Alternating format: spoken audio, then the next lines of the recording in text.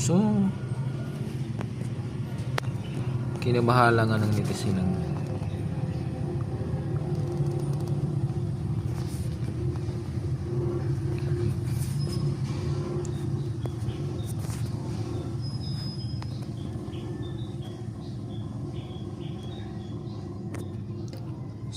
nabahala nga ang netizen, mga kabatyo po, sa kalagayan ngayon ni Billy Crawford.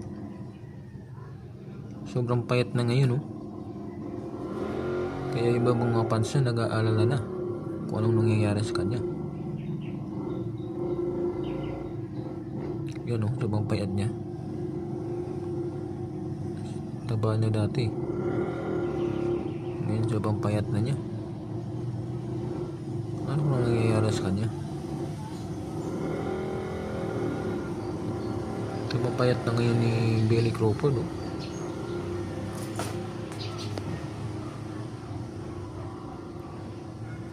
So, pinaabot ng mga netizen ang kanilang pag-aalala sa kasalukuyang kalagayan ni Billy Crawford.